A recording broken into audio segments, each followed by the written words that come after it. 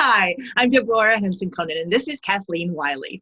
I'm a composer and a performer, and Kathleen is a Jungian analyst, and we both play the harp, and we call this series Jung at Harp. So in this 8-week series, we're talking about the strings of passion, which is the 7 strings of creative resonance that I teach in my class, my concert talk, and the book that I'm working on. And Kathleen and I are looking at each of those principles, and at the overall question, what we're asking is basically, what is creativity? How do you build it in your life? And what is the purpose? What does creative expression bring to our lives? So this week, we're talking about the 6th principle, which is the principle of deconstruction. So just to be clear, the first principle is impulse, then structure, character, roles, practice, and then deconstruction. And they all fit together. So Kathleen, I'm so excited to be here today and talk to you about deconstruction, because for me, it is at the heart of creative expression.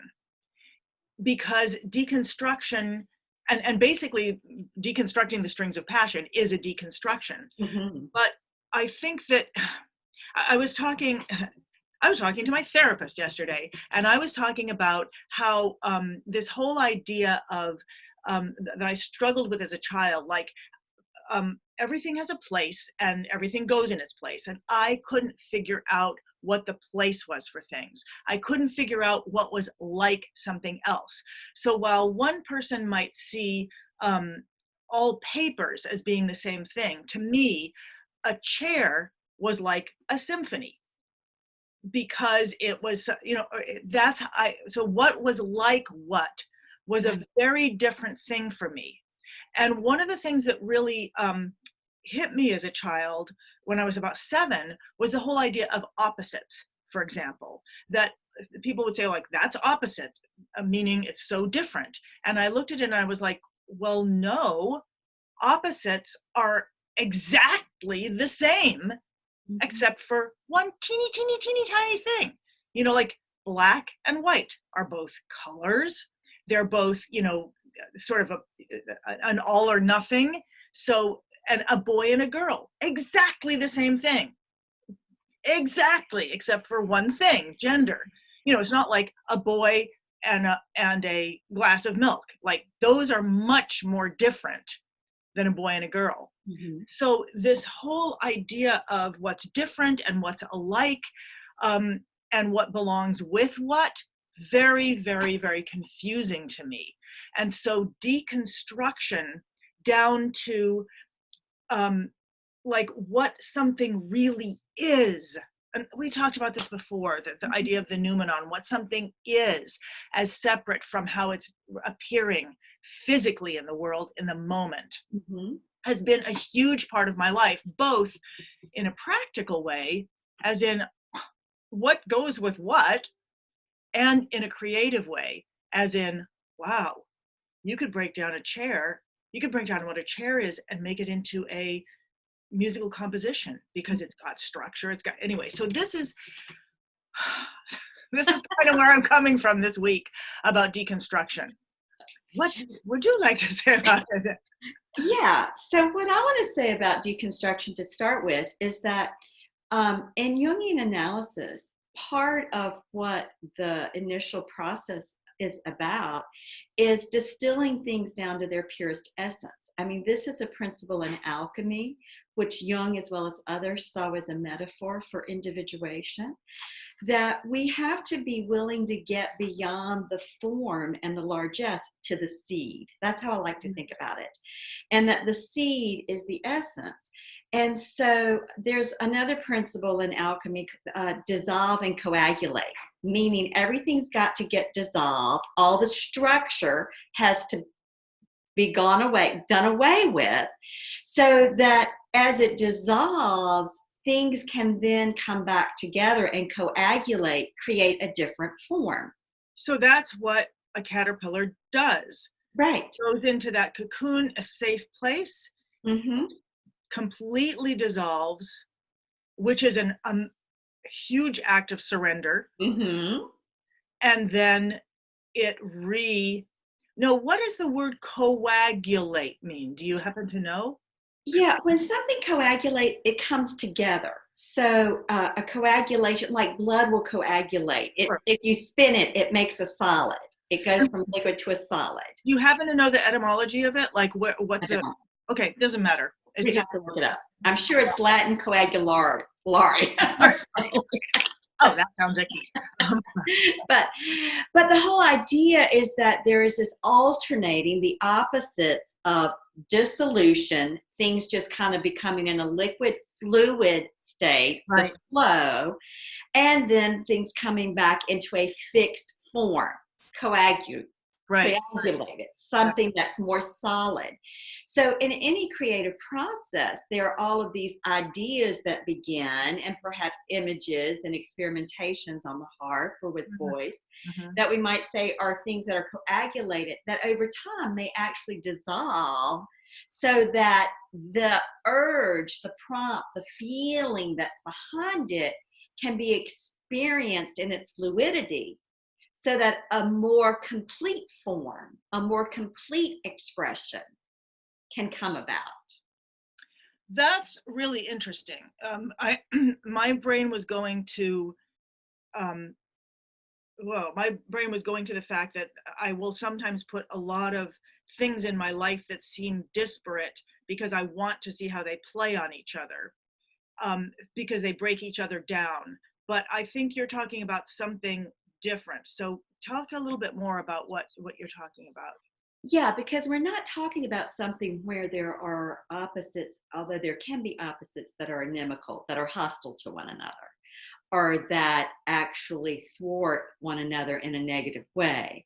What we're talking about is breaking things down that have been working together in a certain flow to create a certain form or expression, but the expression doesn't fully get at this other thing that's still a little nebulous, that's we feel, but we don't yet quite have our mind around or our fingers around on the harp.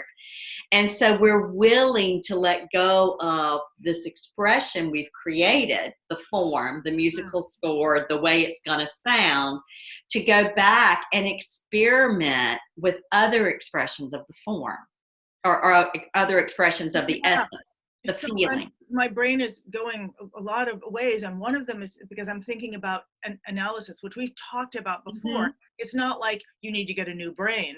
It's that things seem to be connected in a way that are disconnecting you from the world at large, or yourself, and the process of dissolving or distilling, deconstructing, is what allows those things to separate so that they can reconnect in a more organic or more, I don't know the word here, I can see it, and it's almost like all the things are at odds. You separate them and they find their way to a more harmonious, beautiful, soulful expression, that they come back together in a way that is truer to one's own nature. And my first thought was like, why do they do that? And I think the answer would be, once your nature is freed from them, in a sense, then it can. So I wrote this song in a musical, and it's called "You Have a Voice," and it was basically, when I was a little kid, I would go to these out of body experiences for fun. I don't know why anyway, but I would get scared that I would lose myself, like, because I knew the world was spinning really fast, and I would be afraid that if I had an out of body experience, I would go, the me would go, and since I had no body, I would have no senses to find my body again. And but it came to me that we each have a voice. We each have a human voice, not a speaking voice, but our voice print, who we actually are. And when we can be disconnected, what you just said, what made me think of is that when we're disconnected from all the things we've been holding on to make sure that we don't like go under, that the truth of that voice can then re-inform all these things to help us. Yeah, it can reinform, and we can hear it. Our conscious self or ego can then hear it. But as long as the ego is tuned into listening to all of the things that we should do, we must do, we ought to do, we've learned is the right way to do it, you know, what this person's told us, what that guru's told us, then we drown out that voice of the soul, we might call it. And Jung was very clear that we each do have a part of a voice, an essence that is the soul, the spark of God that we are, is how I like to say it. And so that what gets deconstructed in analysis is the adaptive self and the places where the adaptive self has closed off, walled off, or distorted the true self or the soul. But the adaptive self has to dissolve first in order for there to be space and the ingredients. That's not just the right word, but right. Oh my gosh. So this is amazing. So normally when you cook something and you put the ingredients in, that's it. They're not, you can't take them out again. Mm-hmm. But what it sounds like you're saying now is, in this way, we can go back, we can take those ingredients out. They're enriched by their experience, right? But they still can be reconstituted or recreated into something completely different. Yes. And yet, if we do that, it becomes something that will actually hold who we are, or it will share who we are.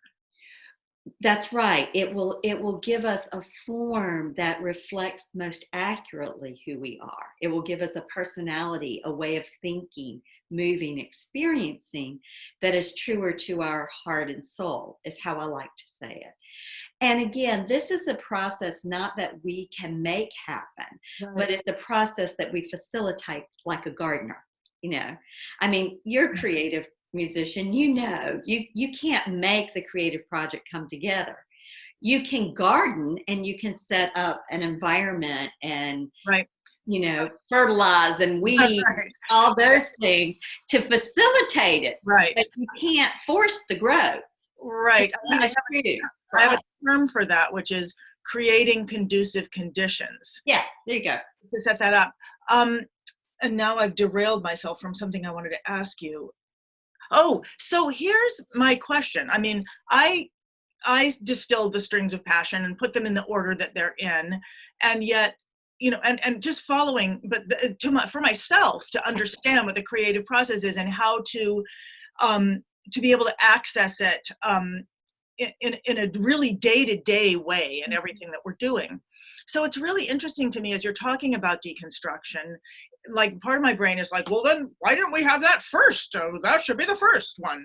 And I'm thinking, but it doesn't work that way for me. I definitely have to play around. Like, all the other strings start with, you know, you start with an impulse, and then you find either a structure grows out of it, or you impose a structure on it. You try a bunch of different structures on it, and then you start bringing character in, because once you have a structure and an impulse, you can start performing it or playing with it, and then you bring character in it. Then when you start thinking about roles, you're opening up to other people or other parts of yourself, because then you can each person can have a role in it. And then you go to practice, which is, you know, figuring out a way, how do I put this in my life and do this over and over again? And only then comes deconstruction. So it's almost like you have to play around with it and play around with it and play around with it before it can get deconstructed. Is that? Well, I think if you're thinking linearly, yeah. If But, you're thinking and of of course I'm not, because I think these things are happening all the time.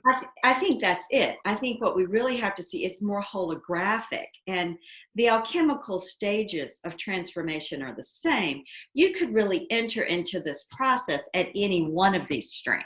Right, that's But right. as you were conceptualizing it and thinking about the creative process that one sets in motion, that one tends consciously, then this is the order that came to mind for you. Okay, right. But we could really say it's probably much more holographic, and the process could begin at any point. Right.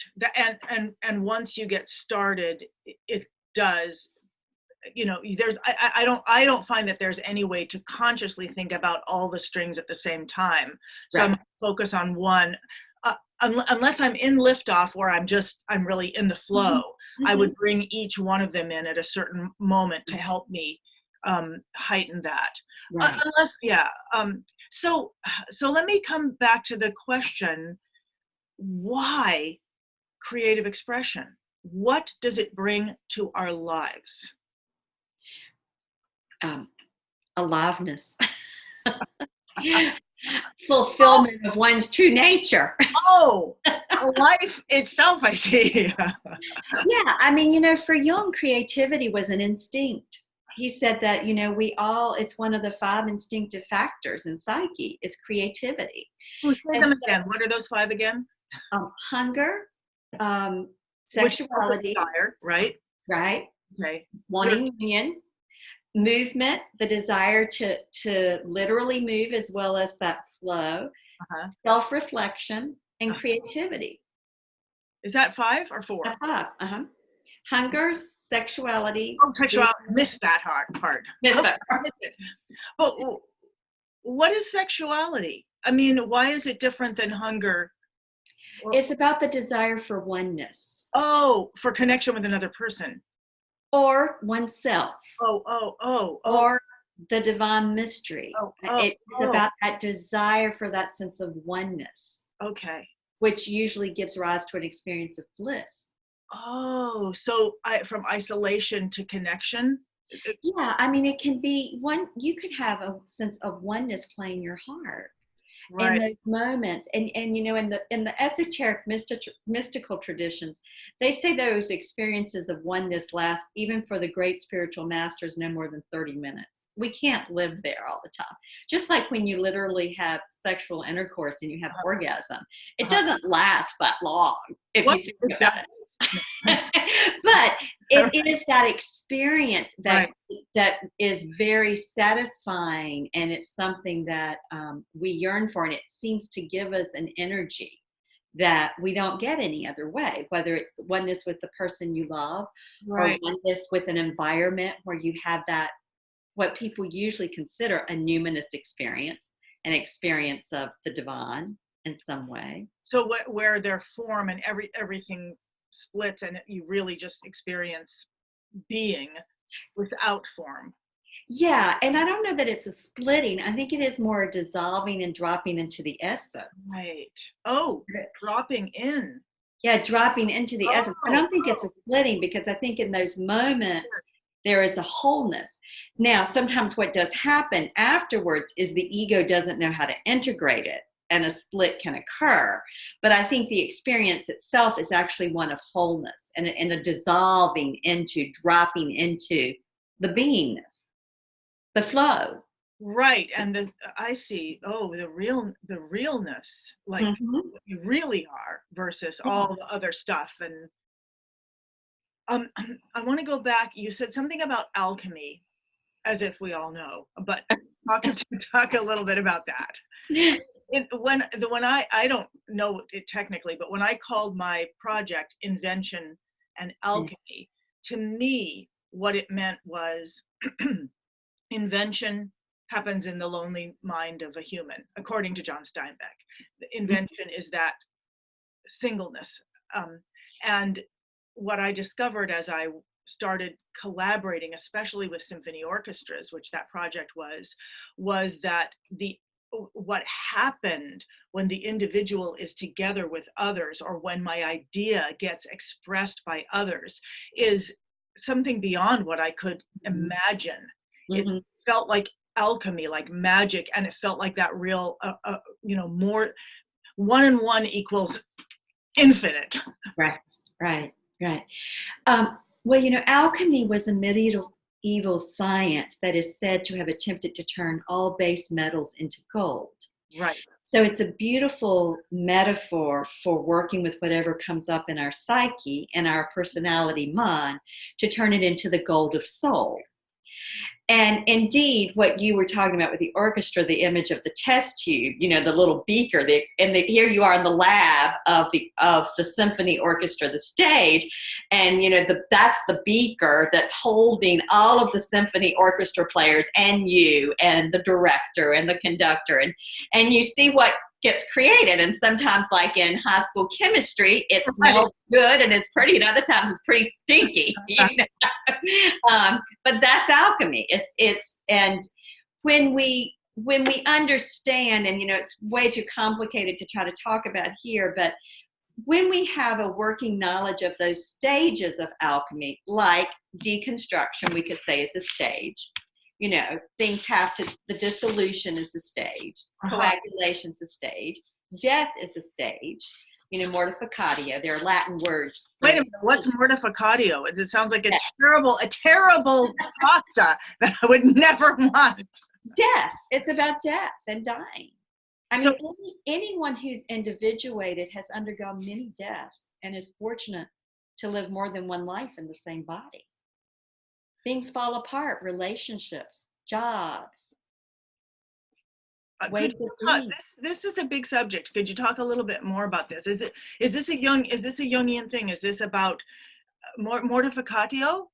Well, it's an alchemical stage of transformation. And where does alchemy fit with Jung? Is it the same thing, or is it different? Is it something he talked about, or? Well, a third of Jung's writings are about alchemy. He saw alchemy and all that the 14th, 15th century, all of those alchemists had written as being symbolic of what happens as we individuate.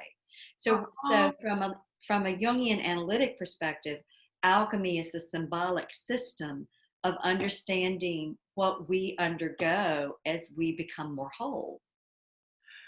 So the official turning all base metals into gold was the impression that gold was the purest metal, and therefore if you could distill or purify any, that's what it would be. Okay, so I see how that would be a metaphor. Mm-hmm. It's a metaphor for something that might be very base in my personality or yours, for instance, anger or rage, taking that anger and rage that's destructive and distilling it down to its purest essence, so that somewhere the energy could bring some gold of our soul to light. That we work with the energy consciously so that it can shift, so that something, but that involves a death. If one is used to ranting and raving, and one's going to work to invite transformation of the anger and rage to gold of the soul, ranting and raving has to die. There has to be a death. Right. Much easier said when one has that instinctive prompt, the impulse to rant, and one consciously says, oh wow, there's that impulse to rant. My 2-year-old's wanting to act out. I don't really think I want to do that here. Right. Because, this person matters to me. They don't deserve the rant, and it's not going to help me get what I want. And I'm assuming it's not that easy, or there wouldn't be 12-step programs, and there wouldn't be, analysis. So let's talk about this in terms of music and just like even playing an instrument. So what do we bring to our playing of an instrument, whether we can play or we can't play, or we think we can play or we think we can't play?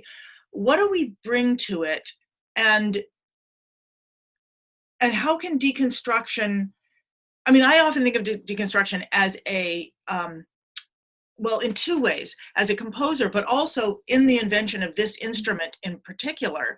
It was a moment of deconstruction that really allowed it to, if you, I don't know if you've seen my TEDx talk, but it's all about how this got developed.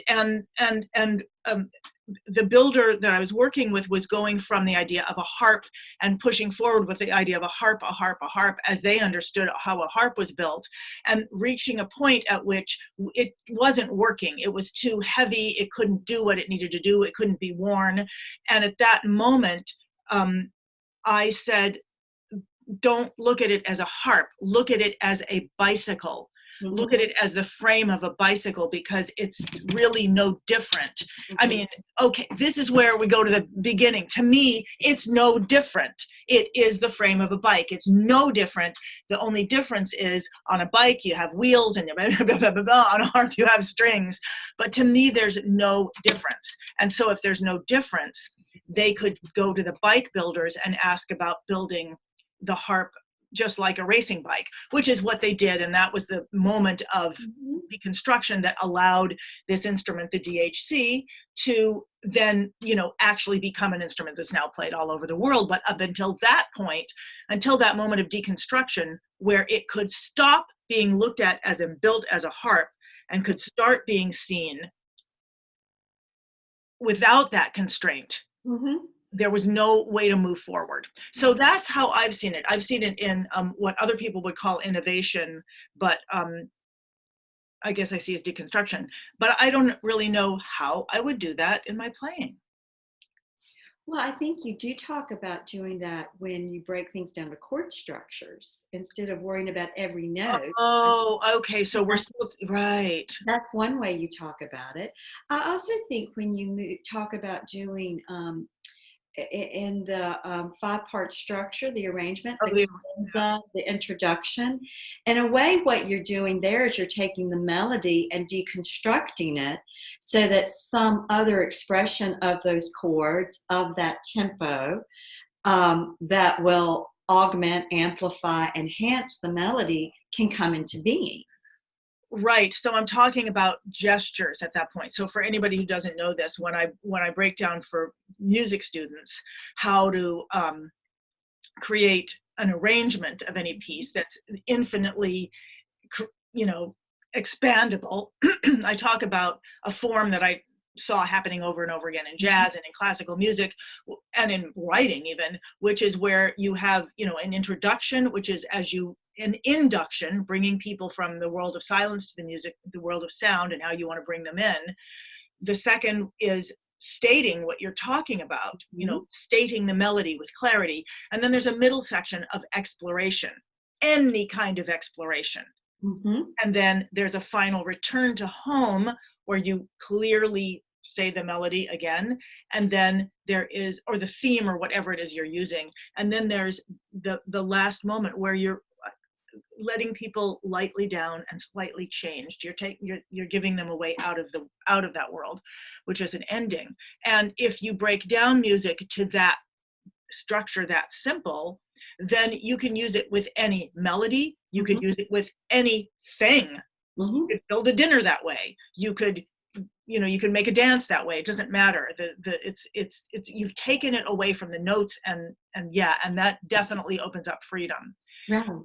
You're also making me think that lately I've been working with a yoga instructor on harp yoga, and because I know that people are like, this is a harp, this is yoga, not the same. And yet they, become very tense or this is dance and this is harp, not the same, but in fact it is the same. And how can you integrate those things? So deconstructing what is harp playing and what is dance and what is yoga, like we're just in there, maybe separate. Deconstructing those allows us to put them together and allows us to have a greater, or what's storytelling and what's music.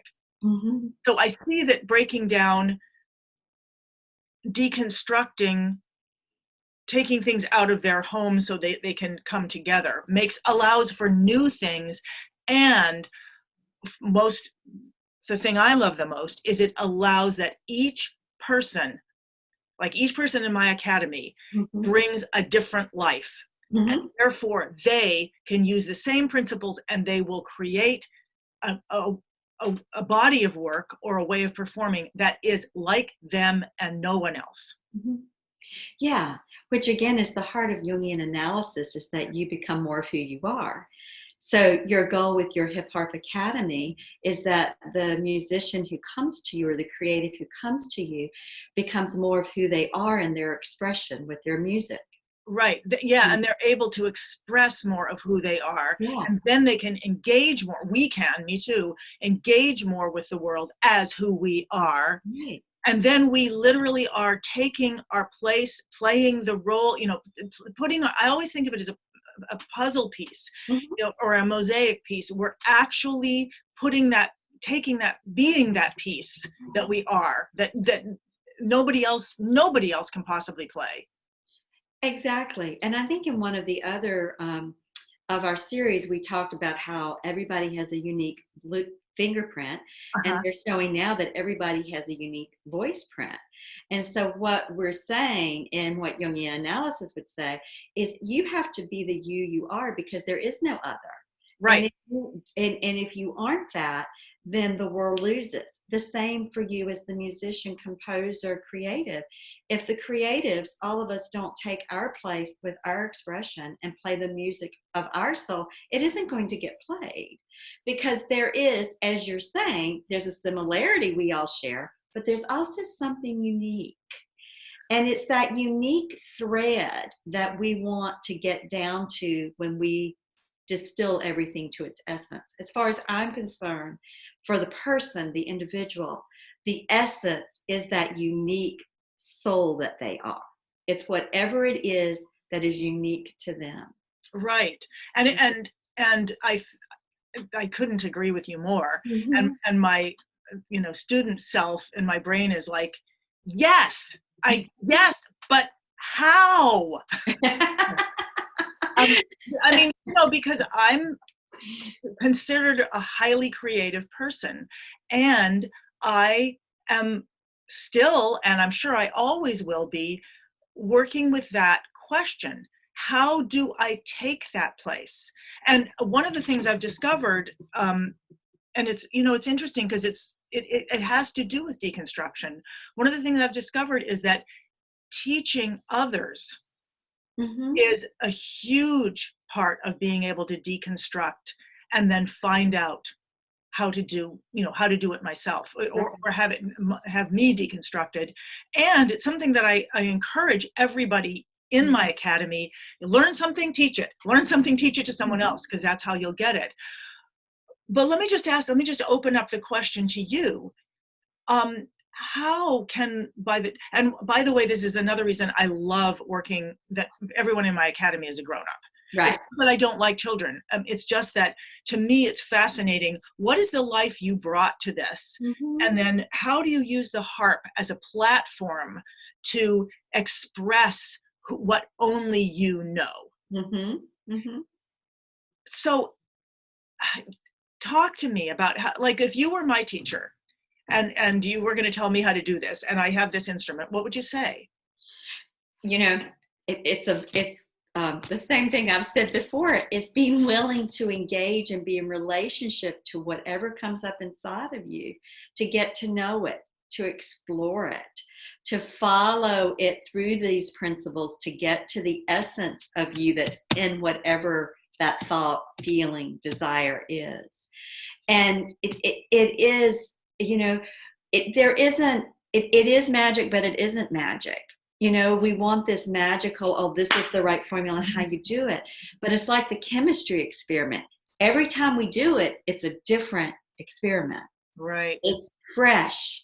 And so it's really becoming confident enough, less anxious enough, that we can really tolerate what comes up in us that we don't understand, that we don't know what it's about. And that as we tolerate it, we begin to welcome it. The great Rumi poem, "This Being Human is a Guest House. Every morning a new arrival, a joy, a sadness, a meanness, greet each one and invite them in, treat them honorably, even if they are a crowd of sorrows that wipe your house violently clear of its furniture. It may be clearing you out for some new delight. It's a beautiful poem. I may not have quoted it exactly right, but a beautiful Rumi poem. You know, it's that willingness to be in the process with ourselves. And as we do that, there is this seemingly magical process of transformation that organically happens. Just like when we plant something in our garden, some years the flowers come up, other years they don't. Some years we say, I think this year I need a little fertilizer. Other years we're thinking, man, I got to do a lot more weeding this year. Right. It's that, to me, is the best analogy of how we become more of who we are. It's like we become a master gardener of our own psyche. Well, I'm one of those people who's still in every class is like, but how? Yes. And so let's just move back one step and go to practice. So one of the things that we talked about last week, I think we talked about this, was something I discovered in a webinar, which is to find or create a garden spot in where you actually can do those things that you said. Otherwise, I feel like I'm searching. Well, where's my creativity? Where is it? You know, like, as opposed to like going to that garden spot. And I think it was, for me, it was just finding a couple of chords that I found very calming or exciting or provocative or engaging, and being with them. And I think what you just said is something that I say to myself and other students aside myself, staying with it longer than you think you should. Mm-hmm. Because we think like even just this, to be with that. I mean, my ego brain, or whatever I'd call it, be like, well, do something more interesting, like add something up here, which is fine. But if I'm imposing it versus letting it grow, then I'm not actually getting the experience of kind of making, I almost feel like I'm making a roadway for my soul to come out when I'm practicing that, in a practice of it. Right. But I might say it differently. I might say you're using the playing of those chords as a path for you to connect with your core self. Oh, okay, so great. So I'm seeing it as making a pathway for my inside to come out. Right. And you're saying you're making, well, that's beautiful, because clearly it is both. And I mean, that's the thing that I discovered, and we've talked a little bit about this, that as I started exploring the strings of passion and looking at all of this, I began seeing that pathway. And then I began seeing that there was a mirror image of everything I do inside me. And how I do what's outside will affect how that resonance is inside, and how I deal with it inside will affect what I'm doing outside. And I that's the thing that I discovered and gave the name of creative resonance, as inside, so outside, and you can do it either way. And I think that's what you're saying. Yeah, and that's an alchemical principle, as within, so without. Right, and so the doing of it, not the mastery of it or the amazing doing of it or the making it, but it's the actual just applying action to thought, or thought to action, or what am I saying here? Well, I think you're talking about connecting with the deeper presence of your own being. Oh yeah, that's right. I mean, you're thinking about it in terms of thought and action, which is the ego model, and a way, an ego-driven model of moving. Okay. I'm thinking about it much more as a model of moving from the organic self, and that there is a self in us that is our true nature that will move us forward. that will help us center and calm to be able to express what we want to express on the harp. That it's not, we don't have to impose it, but indeed we have to kind of tap into it. And that part of what practice can do, as we were talking about practices last week, is they can become a way of exercising that muscle of consciously going to that core nature, the real us, the higher self, if we want to call it that, our heart and soul. And that when we can develop a muscle to consciously go there, then the minute, let's just say we're having an interaction and anger hits, something can kick in to bring us back to our core where we can see the big picture instead of run away with one emotion. Or we get on stage and we hit a wrong note and our inner critic wants to take off. Right. Again, that conduit, that muscle is there, and we pull back to center and say, that's okay. It was just an interesting suspended sound I did. You know? So like spiritual muscle, is that what you're talking about? I think we could call it spiritual. I think also, though, it becomes an emotional muscle and a mental muscle. And I believe it takes root in cellular consciousness, so it becomes physical. But if we want to shorthand it, we can just say it's an energetic muscle we're building. But I believe it has all of those components: spiritual, mental, emotional, and physical. I believe I see that. I mean, I experienced that. So that sounds great. And the truth is, I come from ego. I'm gonna come from ego. And I love the idea that I know that once I move beyond that, or I move into a song, or I'm able to be, then I can connect with all those things you said. Yes. And I know when I sit down at my instrument, I'm like ego city, I mean, to practice or whatever. And so I need something to open that door between those two. And I found a repetition of a garden spot, or free playing, or playing a part of a song that you love, that you long to get to, and just playing it over and over and over and over and over again, like really giving yourself the dessert. That's it feels like decadent to do that, and yet how glorious it is. Yeah, but I think what you just said is really important. You found ways to open that door for you. And we each have to find the ways that work for us. So those things, the playing of those chords that take you to your garden spot, right, or the free playing, right, or the playing of that bit of a song you just love and dropping into it. Those are all things that work for you, and we all need to know those things. Well, you just made me think of other ways. Like every one of those has to do with how do you address the instrument. But now I'm thinking, as you described, like what that place is, I'm thinking, well, there's many other things I can do. What I'm wearing actually affects how I feel. Yeah. How I romance myself with lighting or with environment.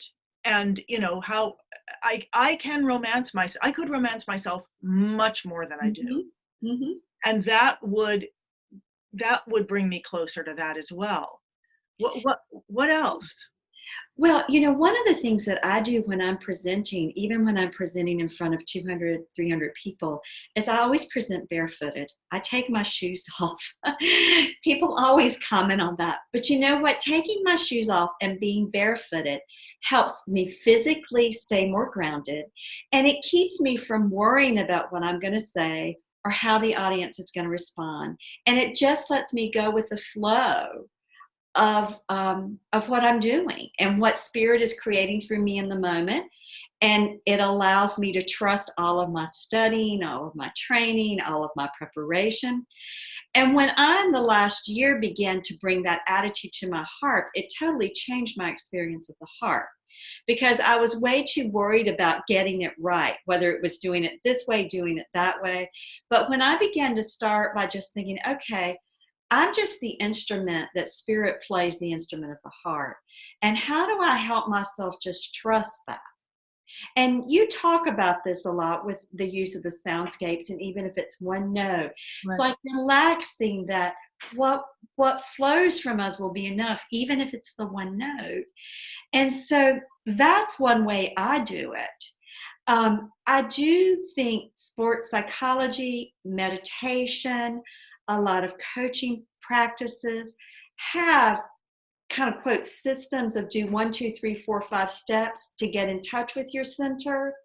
So people can Google that kind of thing and find that. But a lot of meditation practices really are about coming back to center and just observing everything that's going on inside of you without acting on it.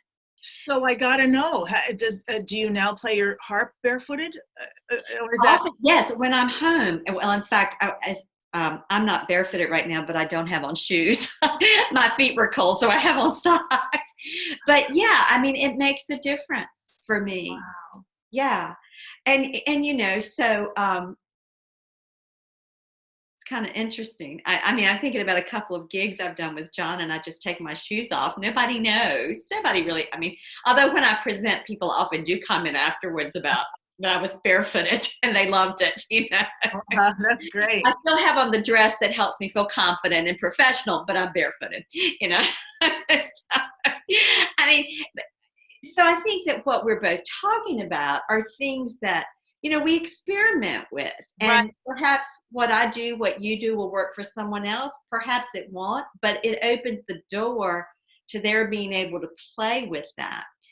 The other thing I want to say that I do believe happens, and this is part of what Jungian analysis, as well as I think all therapies and spiritual practices are, well, I won't say all spiritual practices, but all therapies are about, is that one's core sense of self grows and expands so that one is able to relax more because one trusts that there's something there to draw on and a foundation that holds you. And it's not so, again, I've got to create it to have it. It's more like, okay, yeah, this is here. And it's my foundation. It's my launching pad. And there's no way to make that happen except everything we've been talking about are ways to do the gardening of it and tending of it. And the connection of opening that pathway that goes in both directions. Right. And then the distillation of, taking all the trappings away, dissolving them so that it can then take shape of you. And I would say for myself, trusting that can happen over and over. And like that Rumi poem, that I may want to get to the point, where I can trust enough to let that happen each day. Yes, yes, yes. And to trust if I let it go at night, like even let go of who I am completely, that who I am in the morning will be closer to that truth. Right.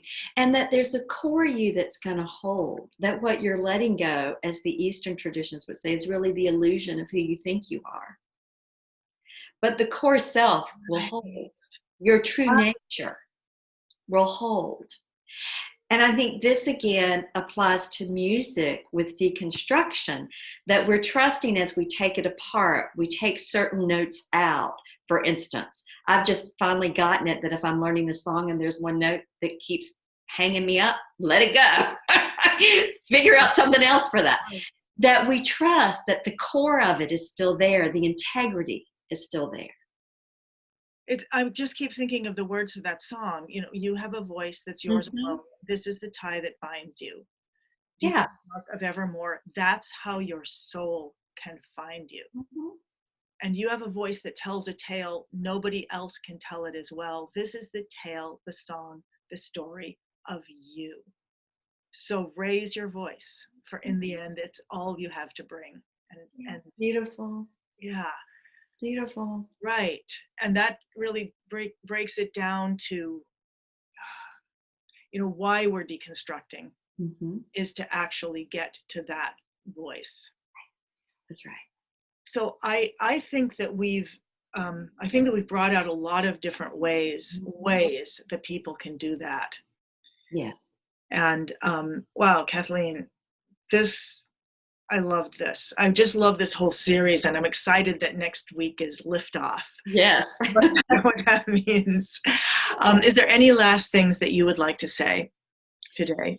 Be courageous. Be courageous in expressing that voice that comes from deep within. However, whether it's on the harp, it's in talking with someone, it's in making a behavioral change you want, be courageous. And courage, the heart of courageous, the heart of the world is the heart of the word is courage. Is the heart. Sure. Yeah, courage does come from the French word for heart. That's right. Okay. Well, thank you so much for this. I just love this. And I look forward to seeing you next week. Terrific. Okay, bye-bye. Bye-bye.